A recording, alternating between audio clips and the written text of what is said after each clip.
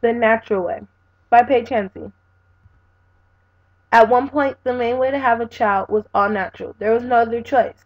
Now more women are choosing to go all natural. What are the differences in trying to have a natural birth within the hospitals and other birthing options? Old school births. History from natural to hospital. From colonial days till the 1900s, over 90% of the births occurred at home. A lot of births was assisted by, if not a midwife, the mother and or grandmother and or neighbors and friends. The mother always had support. They didn't have hospitals, and some places didn't even have midwives. By 1940s, over half of the births were performed in a hospital. What contributed to this change was the ability to be put to sleep during labor. By 1950s, more than 90% of births were performed in the hospital. Back to natural. As time progressed, women today would rather have a natural birth experience.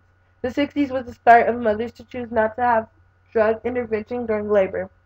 This was mainly because they wanted to be conscious and in the right state of mind to be able to remember the experience. Overall, 27 states had statistically significant increases in the percentage of home births from 2004 to 2008. Only 4 states had a statistically significant decline. Home births. The pros of home births. The most natural setting of all the places to birth. You have the comfort of your home. You're in control of how the labor goes. You make the setting how you want it, with no restrictions. You choose your guests. You work at your own pace, lower cost. Cons of a home birth. In the case of emergency, you will need to be transported to the hospital. You may need extra help if you have prior children to tend to. Some insurance companies do not cover home births. Must find a way to pay for it out of pocket. Reasons to have and not to have a home birth. To have. If you want to achieve an all-natural birth, there will be no possible way you could have interventions because there are none available. No time limits. Not to have. Home births may be illegal in your state, so know your rules and your laws.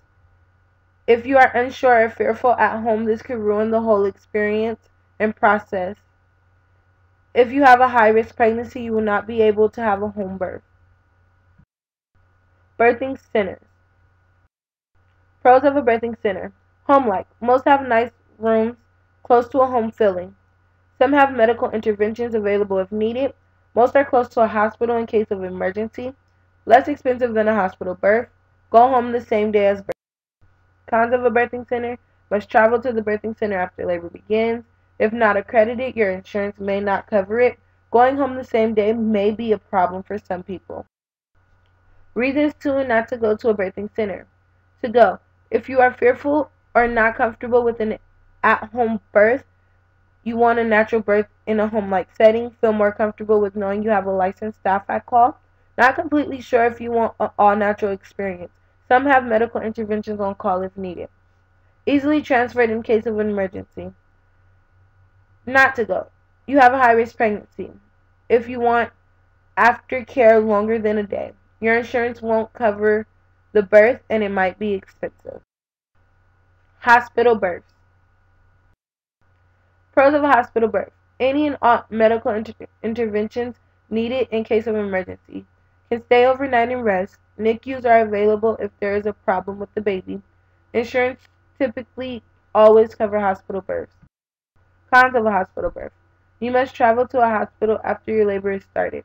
The environment is hospitalized. Least likely setting to achieve an all-natural experience. Interventions can be pushed on the mother.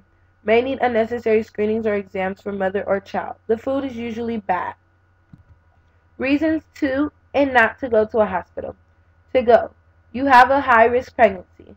Knowing in the case of emergency, you will not have to be transferred. Not to go. If you do not want to be pushed into a medical intervention. You do not want to be in the hospital for at least 3 days. Hospitals make you nervous or scared. If you do not want to be rushed through your labor experience. Doctor interventions. Here are a few, such as a Pitocin drip through IV, C-section, and using forceps and vacuum to assist the birth. Facts about hospital interventions. After adjustment for demographic and medical risk, the mother of a preterm infant was 88% more likely to have an obstetrical intervention in 2006 than in 1991.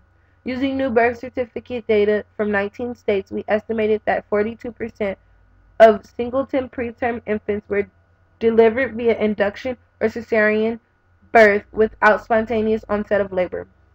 During the past 15 years, rates of obstetrical interventions have been rising in the United States. The percentage of births with induced labor more than doubled between 1991 and 2006 from 10.5 to 22.5%.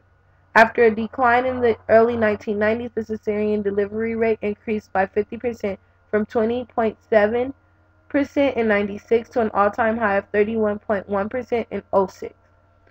Large increases occurred from both primary and repeat cesarean deliveries and among mothers with no known medical risk factors of indications for cesarean delivery, such as diabetes, hypertension, or premature rupture of membranes.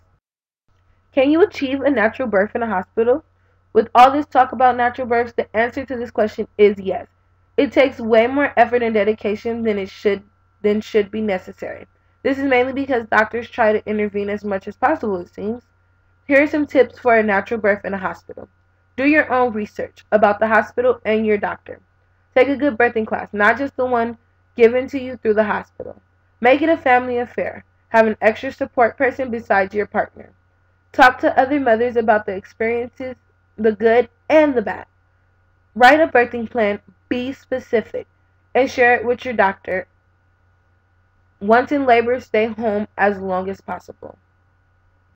Here are my references. That concludes my presentation.